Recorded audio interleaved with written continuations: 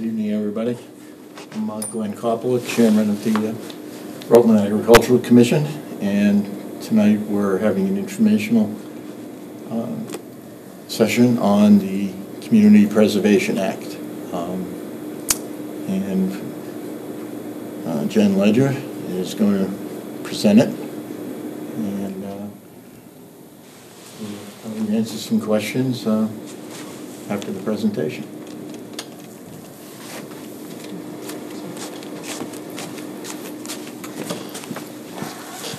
Seeing as we have a fairly small audience, if you do have questions, feel free to interject. We can answer those as we go along.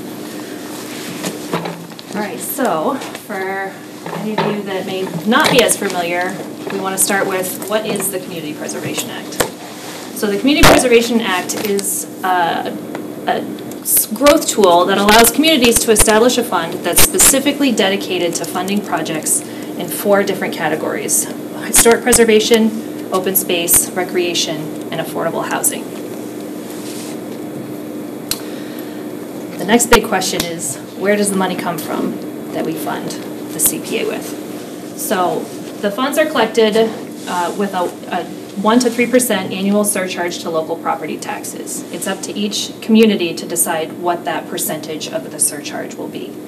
We are suggesting for the town's consideration a 3% surcharge, which would be about $145 annually per average Rutland residential assessment. And I'll go over a few more numbers coming up here.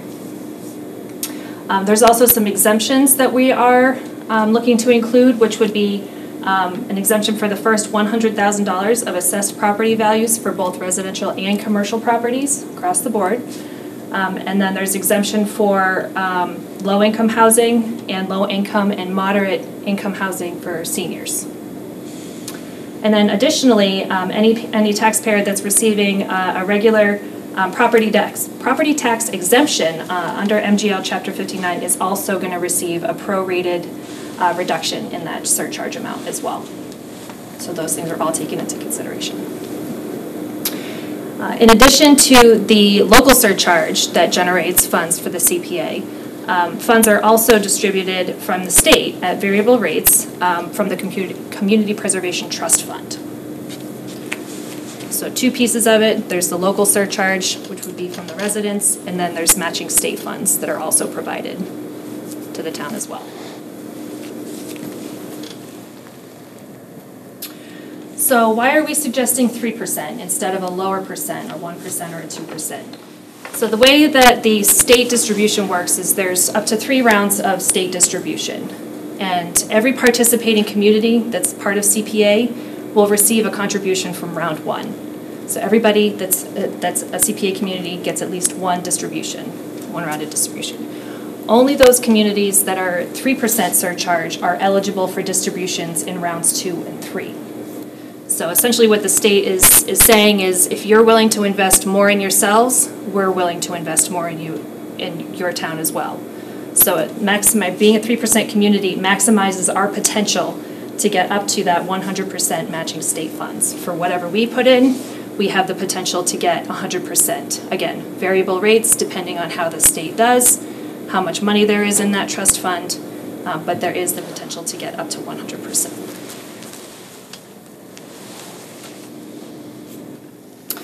So taking a look at some numbers, and these are just estimates, and for these examples we're using Rutland's fiscal year 2024 tax rate and the average residential assessed value, which is $427,000. The tax rate for 2024 is $14.83 per thousand, which in our example here gives us an annual property tax bill of $6,332 roughly.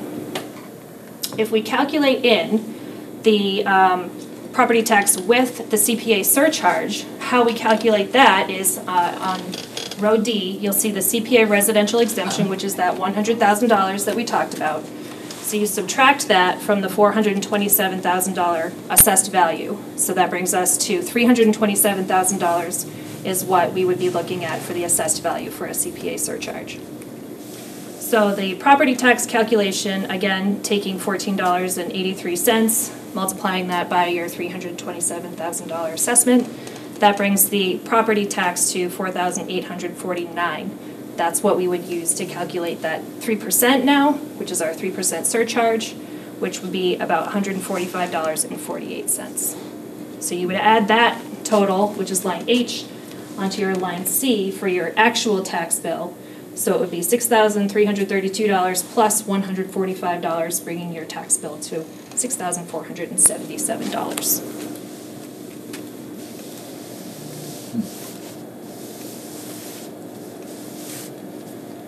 So a few more numbers to go through. A lot of people have questions on how much money is this actually going to generate for the town. So again, just using our 3%, as that's what we're suggesting, using that value, and taking into account, exemptions, current assessed values. For the local surcharge intake for this past year, we would be looking at about $469,000 would it be the contribution from the residents to this fund. The state match, which I have here at 30%, which is a very conservative estimate, would generate about $140,000, giving us a subtotal of $610,000. And then again, allowing for those exemptions, a conservative total amount that we would be looking at on an annual basis would be about $505,000 going into this fund. And again, 30% being very conservative. If we're a 3% community, we can expect that percentage to be higher.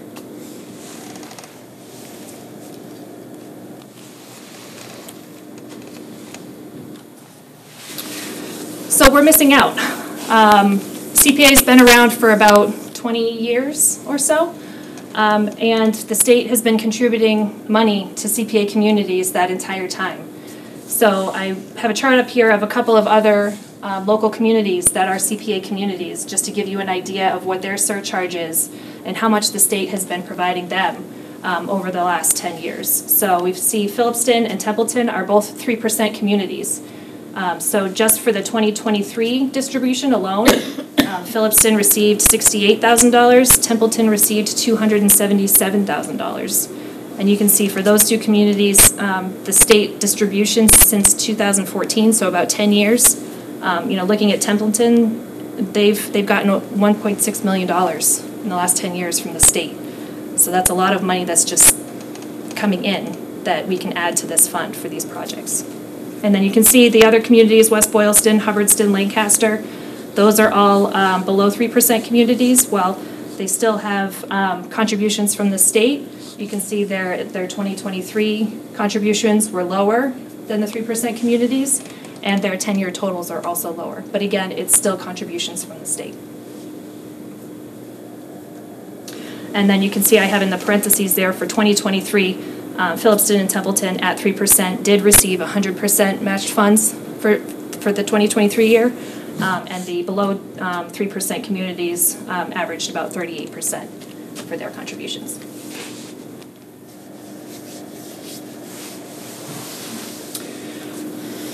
Yes, it is a tax.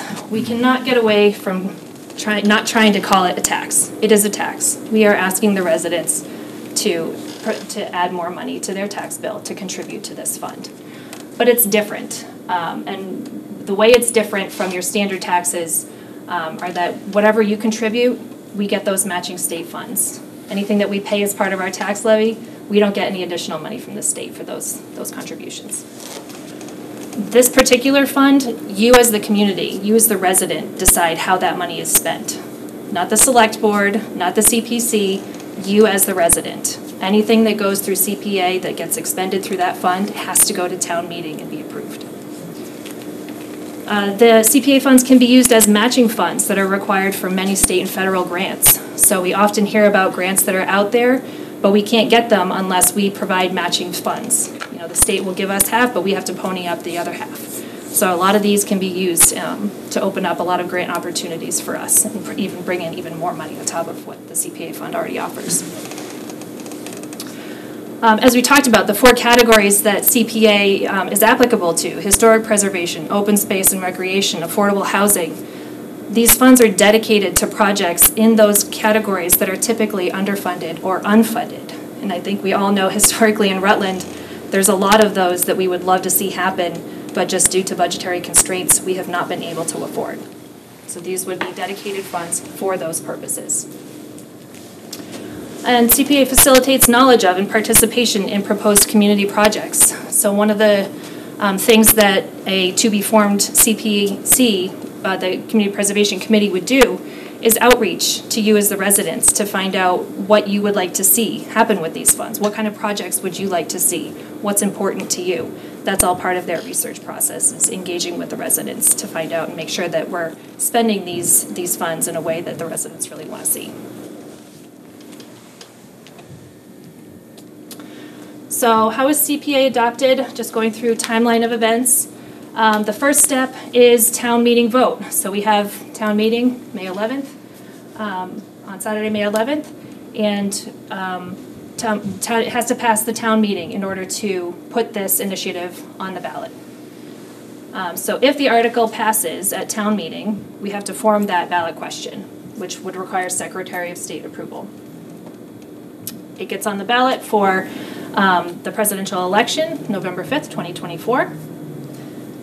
And then the residents would vote on it during that election. If it passes the election, then the bylaw committee would be responsible for drafting a Community Preservation Act bylaw.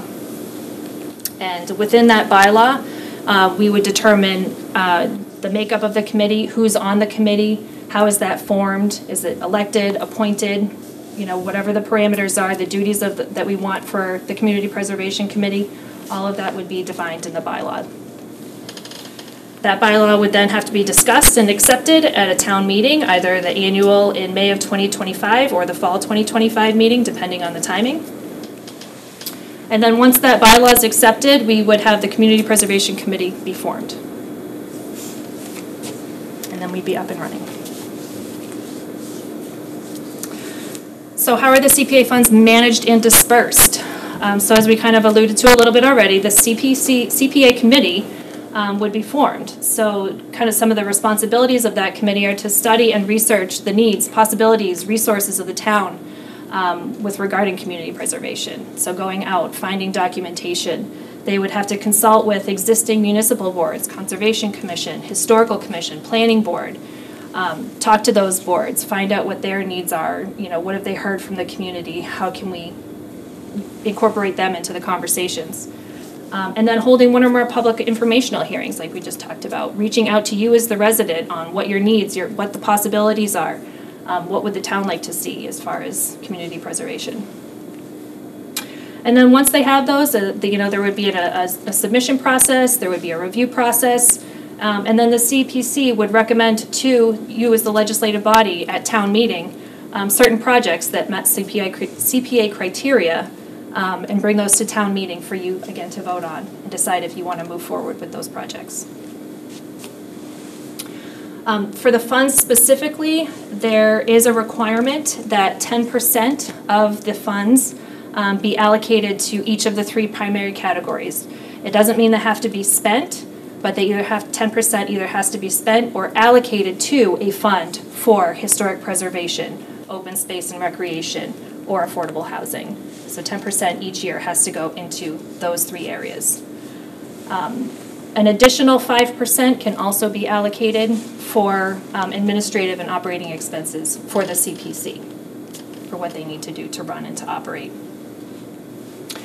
And then there's flexibility so that the remaining 65 or 70% can be used in any of the three categories. So if there's a larger project, a larger, piece of open space that the town would like to see purchased, we have the 10% that's in there, but if some of that remaining 65 or 70% can then be used towards any one of those categories for whichever project is up there for review.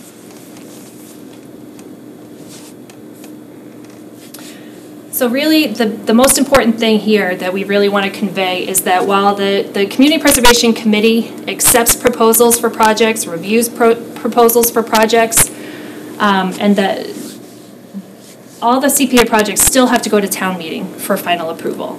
So they can review and present everything that you want, but you as the Rutland resident ultimately decide whether or not that's the right thing for you, right thing for the town.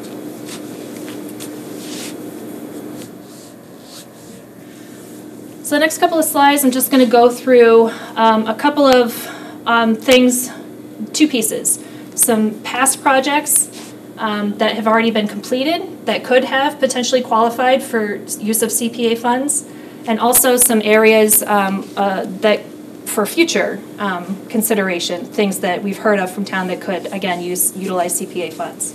So specific to open space and recreation, some completed projects that could have used CPA funds. We have one actually up on our warrant for this coming town meeting. We have a $60,000 for the Glenwood Elementary Playground ADA surface replacement.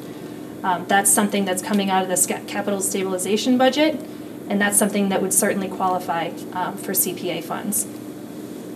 We have $22,000, $35,000, $2,500 from some recent town meetings that were all allocated for capital improvements for the town pool. Again, the town pool is an open space recreational facility, and that would qualify for CPA funds used to rehabilitate and make it more useful for the town. So all of those could potentially have utilized CPA funds. And then there was a $500 allocation for the Open Space Preservation Fund from the November 2019 town meeting. $500 is a pretty small amount. The remaining, other than the $60,000, all of those other expenditures came out of free cash. $500 is a pretty small amount. Again, we could contribute thousands of dollars to an open space preservation fund using the CPA. It's all up to whatever you feel is important for you. But any of these could have used CPA funds and then not used our free cash for those purposes. So a couple of future projects that could qualify are things like land acquisition to preserve open space or to be used for recreational purposes. One of the other things that we've been talking about lately is the town water supply. This can also be used to purchase land where there could be future wells for town water supply, things like that, preserving those lands for town use. We can also do the baseball, softball, soccer field, and town pool rehabilitation.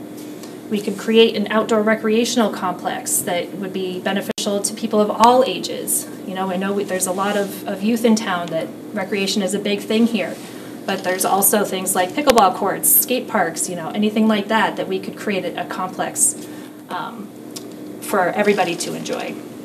We can replace aging and hazardous playground equipment.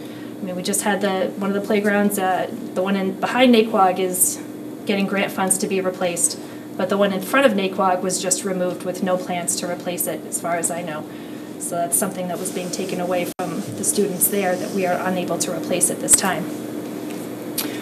We could create a permanent outdoor pavilion at the community center or Memorial Field. I believe a pavilion at the community center is something that has come up before, that they said was desirable for them to utilize the outdoor space some more. And we can rehabilitate the fitness trail at Memorial Field. I've been here for 9 years. I had no idea that was something that existed.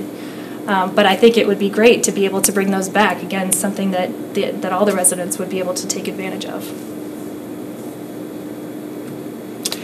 For historic preservation, some completed projects that could have qualified.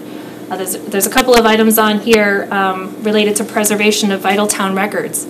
Any of those documents that we would be looking to preserve, that's all something that can be covered under the CPA fund.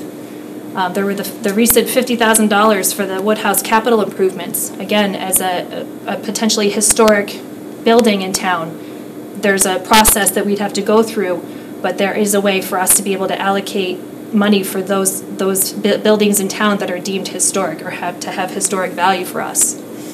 And then there's the $9,700 for the installation of sanitary and sewer water service at the old fire station. Again, it's a capital improvement to make it more accessible to the public, so that's something that potentially could have qualified to use CPA funds. And again, all of these are expected to come out or expected to come out of free cash. So again, something else that we don't have to use free cash for that could be set aside for other purposes. And a couple of future projects that could qualify. We, of course, have our Woodhouse and Wood Studio. So between the Woodhouse, Wood Studio, even the town hall, we could do a lot of rehabilitation and especially ADA accommodations. I know there's a lot of concern with the access to both of those or all three of those properties. So ADA accommodations are something that are certainly covered under CPA funds. Historic cemetery preservation, the preservation of Rutland's historical documents and artifacts. So we have a lot of artifacts up at the Wood House, so money could be put towards those, the preservation of those. And that ADA accommodations and one of Randy's issues that we've been talking about for a while, paving of the driveway to the old fire station. That's something that would need to be there for access to that facility for the public, especially as far as like an ADA accommodations. So those are things that could potentially qualify for using CPA funds. And then our last category is the affordable housing piece. So right now, Rutland is only at about 3% of our mandated 10% of affordable housing requirement. So we are not meeting that standard right now. And these are a couple of excerpts from our draft master plan. It's recommended to align with the Commonwealth's affordable housing goals. Rutland should maintain its status as a housing choice community, develop an affordable housing trust fund, and explore policy changes to incentivize affordable housing units within new developments. Rutland is not affordable for all of its residents. To become inclusive and accessible to all, in Rutland desiring to move here, more affordable housing is necessary. So affordable housing is a big component of CPA, and there's a lot of ways that we can use these funds to assist with this. We could create that affordable housing trust fund and use CPA funds to contribute to that fund. We can do other things like create, fund, support programs that would provide grants, loans, rental assistance, security deposits directly to those individuals or families that would qualify for that assistance. We could hire a housing coordinator that can assist the town with creating a plan for creating affordable community housing that fits into the character and the expectations that we would want in this town. I think there's a lot of discussion on the affordable housing piece and what that actually means. And I think there's an expectation in this town that we retain our small town character and feel. So there's ways that we would be able to come up with a plan and have somebody assist us with creating that plan so that it meets our expectations for what we expect in the town. And we could even use it to actually develop our own, or actually develop affordable senior housing units. So we could make sure that they're affordable, that they would stay affordable as they move through different owners. So these are all different ways that we can move forward, and it would help us meet that, get closer to that 10% state mandated requirement.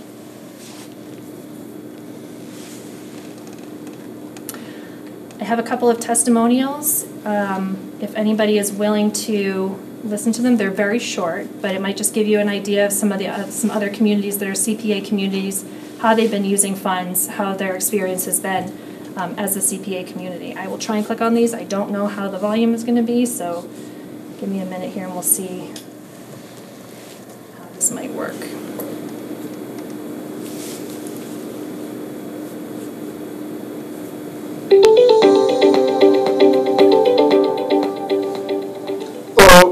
My name is Alan Levine. I'm a longtime member of the Town of Lexington's Finance Committee. In the 16 years since Lexington adopted the CPA has brought in state matching funds equal to about 25% of all the money spent on CPA projects, and from my perspective, has made the annual budgeting process easier, especially for critical pieces that tend to get pushed aside. Lexington has made extensive use of CPA funds for projects in each of the 4 areas in the Act.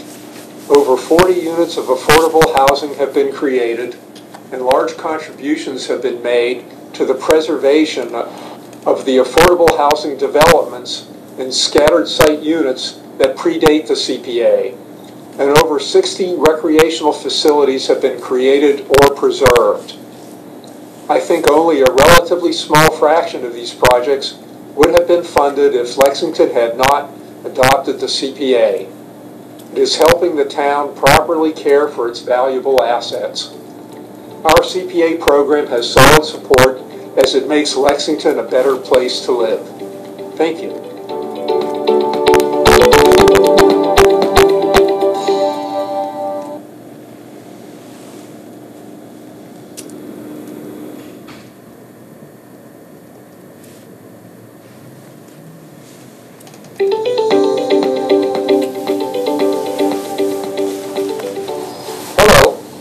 Dean Charter, and I am presently serving as Select Board Chair for the Town of Acton. I have served on our Community Preservation Committee since 2016. Acton approved the CPA in 2002 at a 1.5% surcharge rate. Over these 20 years, Acton has spent over $8 million for open space preservation, well over $3 million for historic resources, over $5 million for community housing, and over $5 million for recreation, for a grand total of over $24 million. The state matching funds have increased our spending power every year. Over 67 acres of open space have been purchased outright, and 54 acres have been protected in perpetuity through the purchase of conservation restrictions. We have replaced all of the playground equipment at 3 parks, including making the playgrounds universally accessible. Plus, we have provided funding for a picnic pavilion and sports pavilion at Narrow Park. I strongly recommend that any town that does not have the CPA in place should move forward to take advantage of this opportunity, as we have. The entire program has very widespread support at our open town meeting each year.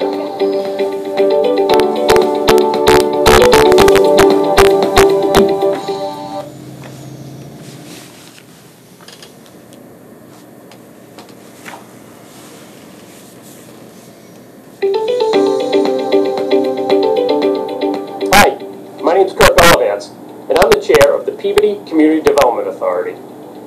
Peabody joined the Community Preservation Act in 2001. I think the best part of the CPA is that we use those funds to get additional state grants. We have leveraged CPA funds to design our Independence Bike Path. The state is lined up to give us $11 million through the TIP program to construct 2 new sections of the bike path. Originally, we used funding to partially start the project as well. We had also a 286-unit apartment complex that was funded using state funding in the early 80s. That was set to expire, and the apartment complex, which is about 90% subsidized, is going to become market rate. We used our CPA funds to support that project and to keep the project affordable. If not, there would be hundreds of people that would have been displaced. Lastly, we're constructing a Riverwalk project downtown, and we're using CPA funds, approximately $500,000, to assist with the design of that project. We have received several state and federal grants to help support that project. In fact, we just received a grant yesterday for $250,000. We will not only provide flood storage, but will turn a contaminated area into a linear park adjacent to our main street. I not only work in Peabody, but I live here as well. I pay about $100 a year in CPA taxes. That's about the cost of a dinner for my wife and I.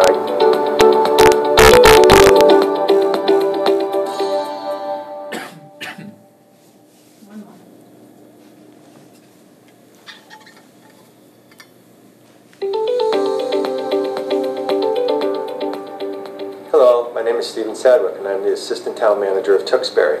We passed the Community Preservation Act here, and we have been very happy with the results of the CPA. It has allowed us to implement a major renovation of our Town Hall in 2014, which was a $6 million renovation that we were able to bond without a debt exemption. We've also created 31 HUD 202 affordable senior housing units by combining $150,000 in CPA funds with our Affordable Housing Trust Fund.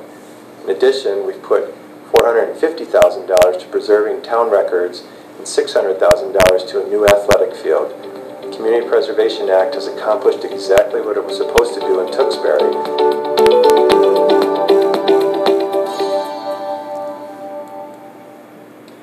So I know all of those towns in one city are definitely bigger than Rutland, but I hope it gives you an idea of how they were able to use some of the CPA funds to help with projects and what sorts of projects that we can use this money for.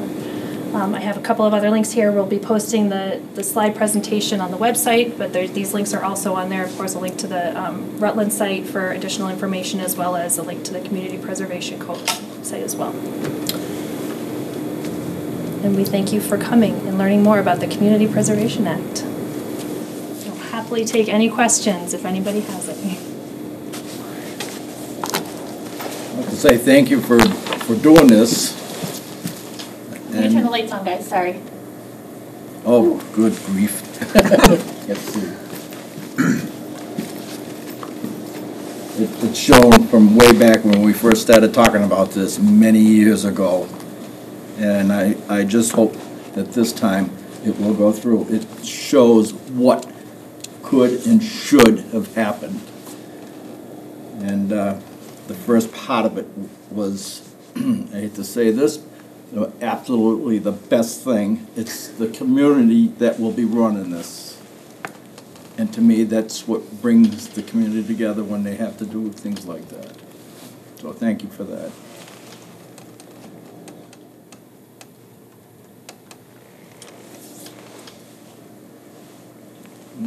Questions? Anyone else have any comments? Questions, concerns? As a member of the Finance Committee, you know, we talk all the time that Rutland has a revenue problem.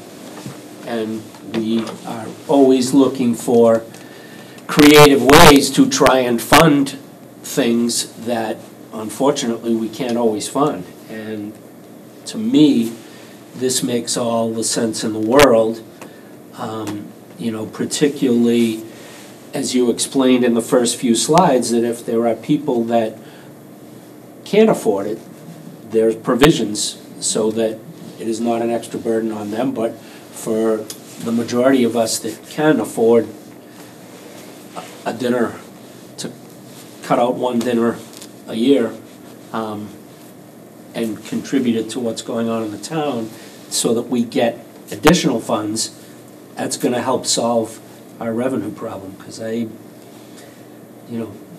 banging my head against the wall thinking what are other ways we can come up with revenue, and there's not a whole lot of ways, and this is certainly a good one. So I hope that it's successful this time. I think it would be a good start. You said that I feel like a lot of the things that we hear and everything that's in the master plan that residents have said they wanted to see in town, they said they're just projects that we have not been able to fund.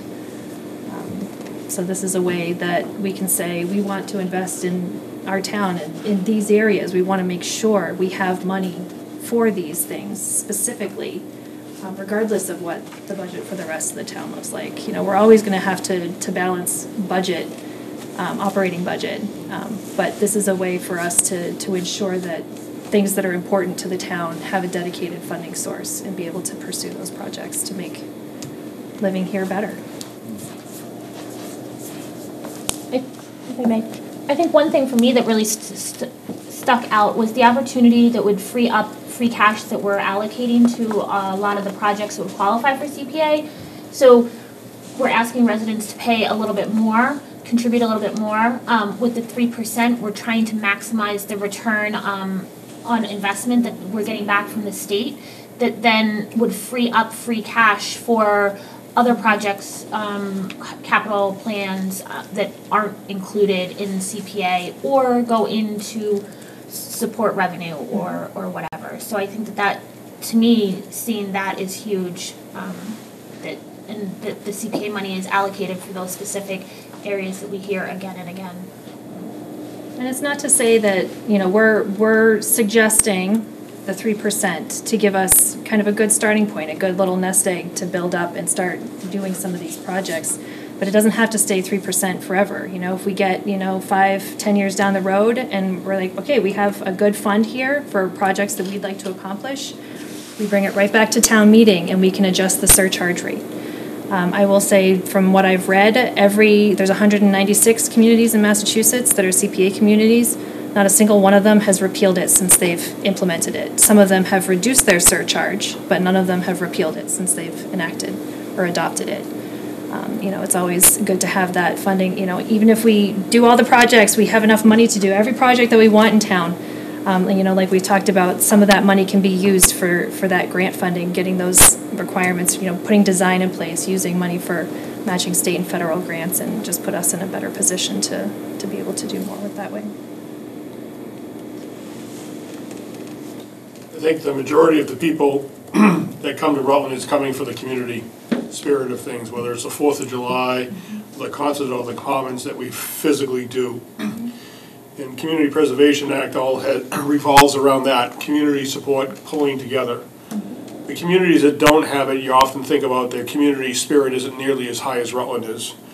And I think this is just one way to help keep the legacy going.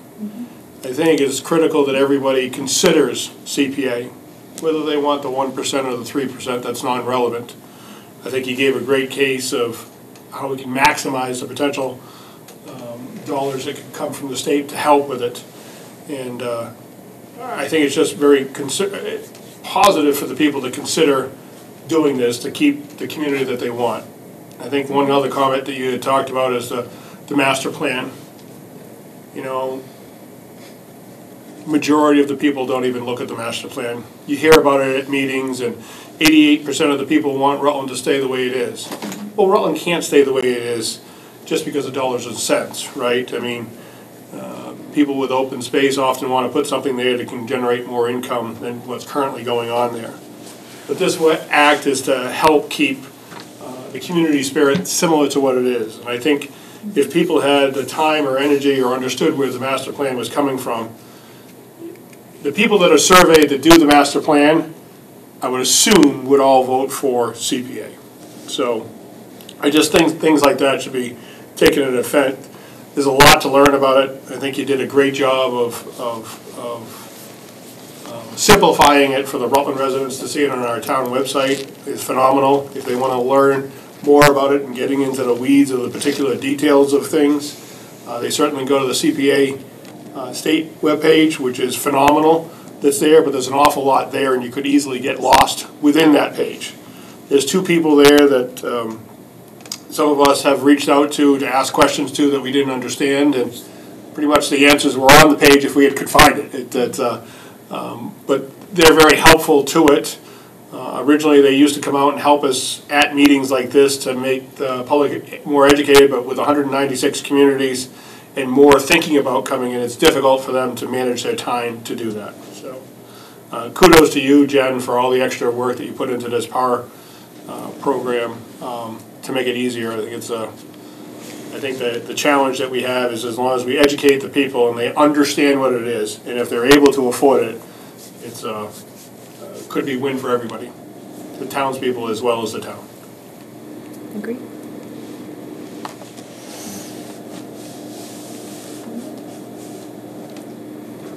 Any other Thank you for coming. comments? We appreciate your participation and learning some more.